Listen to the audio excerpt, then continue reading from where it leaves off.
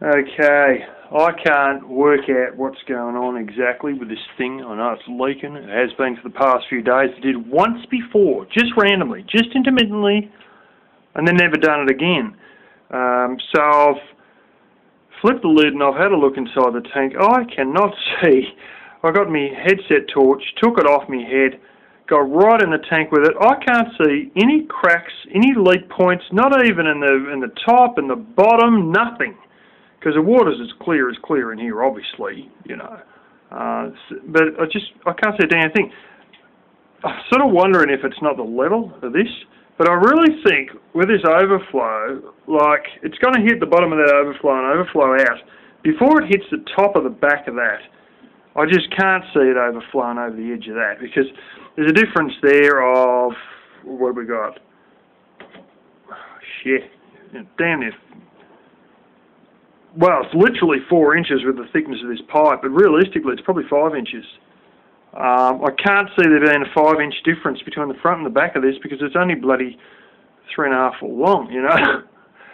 So I don't know what's going on. What I do know is that all this has turned to shit and to drip out of here sometimes. So I ripped all that out, and that's all just brand new stuff I've put in there. So I'm going to let that set. Then I've whacked my pipe back in already. I don't know if you can... yeah, anyway, that's the green garden hose right there on the bottom, on the angle. And I'll fill this up, and then I'll stand on the ladder and inspect what the hell's going on.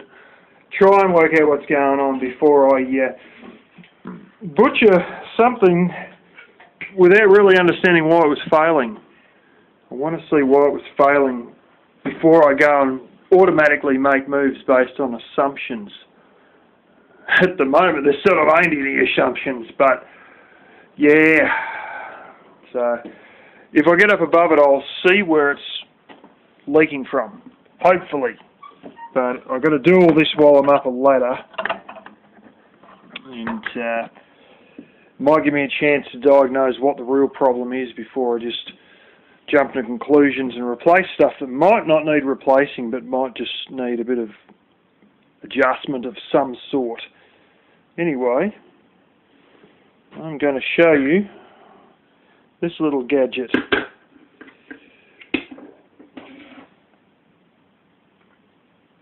There you can see. Cheese wire, stainless steel cheese wire. I'm not usually into gadgets, but you get an egg. This one's sort of cracked open the shell. I'll get another one in a second and I'll show you how it works.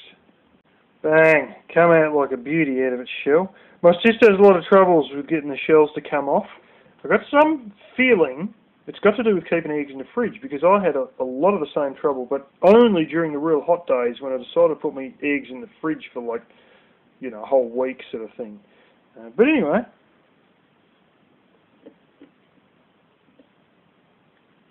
I'll leave with the finger for a second and it starts to cut in, and then you go. And if you go real fast, it'll go even cleaner than that.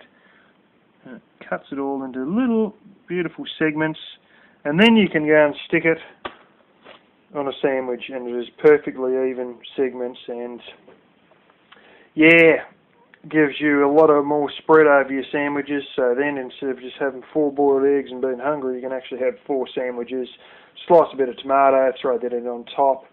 I love this little thing. My mum got it for me, say for birthday or Christmas or something, ages back. Crikey, I think it's about 7 years ago, and it's a one little $2 shop style gadget that I still often use on a regular basis. Great little toy, but I've never seen anything like it since or before either. I've got one of these other bizarre things. I don't know if I've still got it, but I did have it. It's actually an onion cutter, and you got like not that many people eat onions, but you've got a jar with, and it's a pretty ordinary jar, with a lid that's made to be like a screw-on lid, but it's like a plastic one, with a spring-loaded big thick bit of, it's probably only 1/8 of an inch rod, chromed or something, goes through, and a plunger on the top, almost like, like the bloomin' the coffee shenanigan here, that's just like your little filter thing, and you just push it down. It filters through your coffee, then you pour it out. It's got a little pour on the other side. But something like that with a little spring inside the lid, on the top little blooming inch or so lead in, because it sort of domes up to where the rod comes through, and bang, slam it down, and you've got a blade that's like a plus sign underneath, and you stick your thing in there, your onion in there, screw the lid on, and just go, and it'll cut your onion without, you know, getting muck in your eyes and whatever, into neat sort of fours from the middle. Don't know if I still got that though. Damn, fingers hurting, because it's sort of, we're right at that bit where the dent is of the, we got jammed in the gate, thanks to Piggy, and yeah, the front of my thumb is under significant pressure because it's where the dent of the actual nail is, so it's sort of a little bit irritating. But there's something that isn't irritating. You can see that little line there. I'll go from another angle.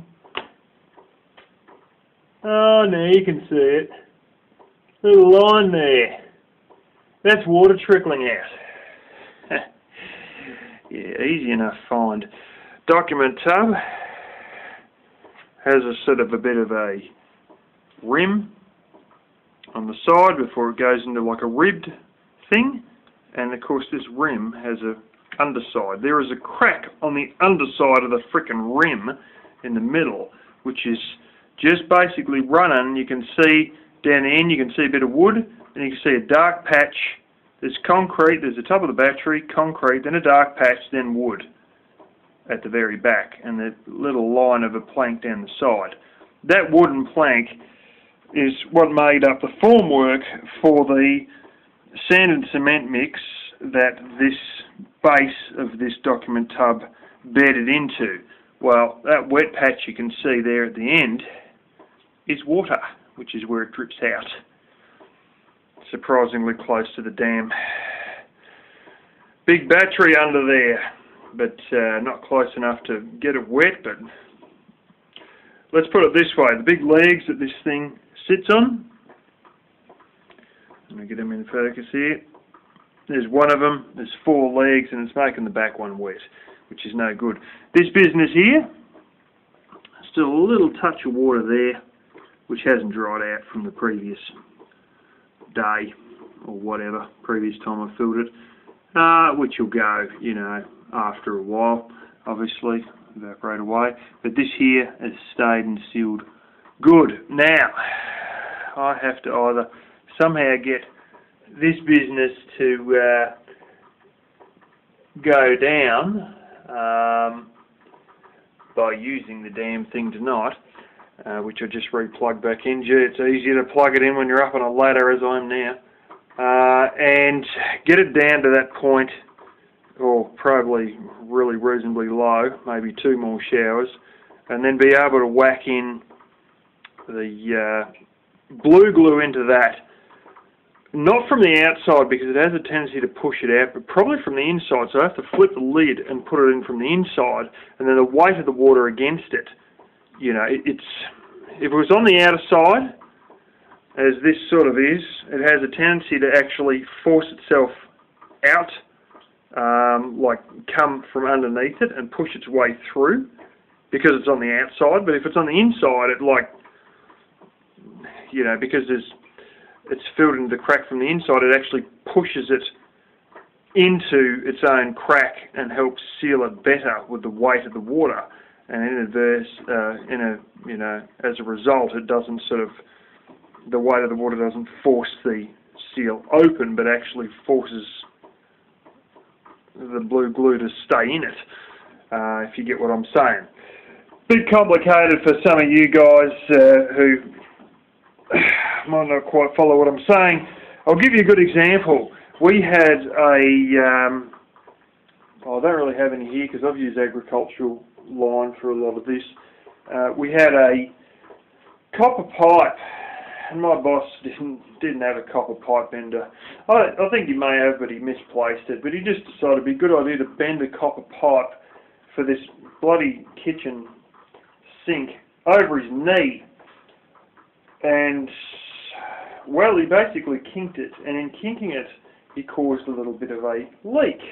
And they said, what you should do, and this is coming from a frickin' Qantas, was it Qantas?